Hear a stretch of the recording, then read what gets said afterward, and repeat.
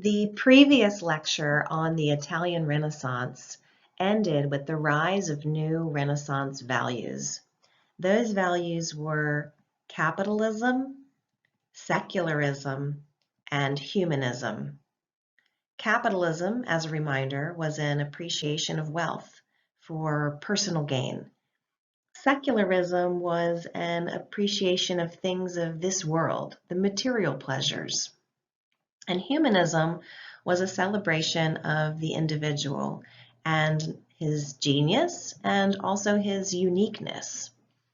These values became more prominent throughout the Italian peninsula as money and wealth poured into Italy. The Italian Renaissance values were supported through what were called patrons. Patrons are defined as financial supporters.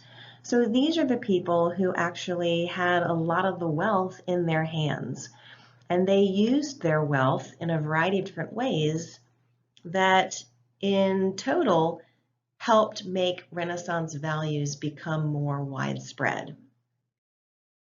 These patrons supported achievements in both the literary and visual arts. And one example of a patron family in Florence was the Medici family. This family was wealthy, basically because of their banking business, and because of their wealth, they became powerful rulers in Florence. It is from their money, and of course, a variety of other patrons' money, that we'll see the rise of a variety of literary and visual art geniuses throughout the Italian Renaissance. We're going to focus on two writers and two visual artists. In terms of the literary artists, we're going to focus on a man named Petrarch and a man named Machiavelli. And for our visual artists, we're going to focus on Michelangelo and Leonardo da Vinci.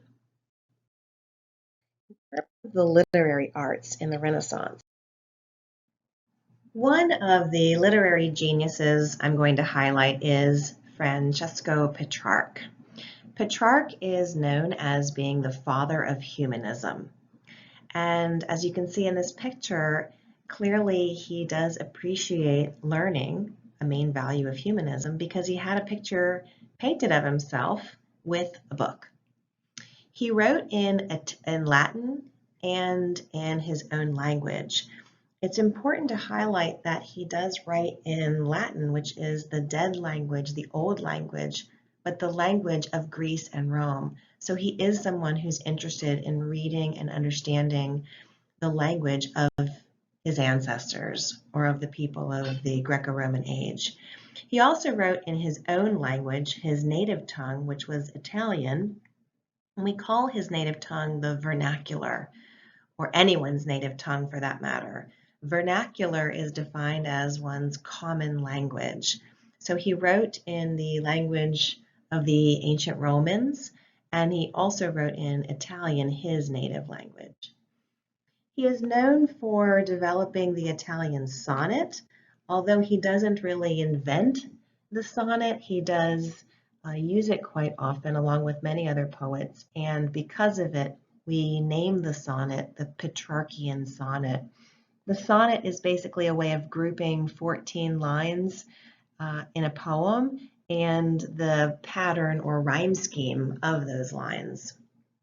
Much later, we'll see the development of another type of sonnet called the Shakespearean sonnet, which again has a unique grouping of the lines and pattern or rhyme scheme. And those were developed from William Shakespeare, who was in England. Another prominent Renaissance writer was a man by the name of Niccolo Machiavelli.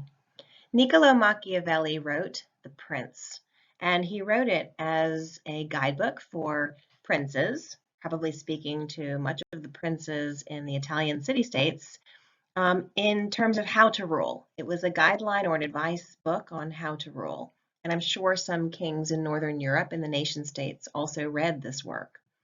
He supported a couple of ideas. First, he supported absolute power. He did not believe in sharing power, so he would not have supported a government where the ruler had to get consent in order to pass any legislation and make any changes to the country. So a king or a prince who had all power was probably the best kind of a ruler. He also supported an idea that we talk about as the end justifying the means. And what he meant by that was that a good outcome excuses any wrongs committed to attain that outcome. So for example, if the outcome or the end that a ruler wanted was to keep his country safe and protect the well-being of his citizens, then he would be able to excuse all the things he did in order to ensure that end.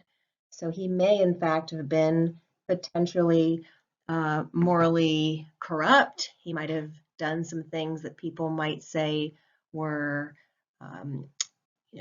mean or cruel in order to ensure the goodness and the well-being of the country. And he could then excuse his poor behavior or his immorality because he knew that in the end he was doing good for his country and countrymen. A third idea supported by Machiavelli was to do good if possible, but evil when necessary. And this goes hand in hand probably with number 2 idea. Again, this idea that it was important for a ruler to have a moral conscience and try to do good works.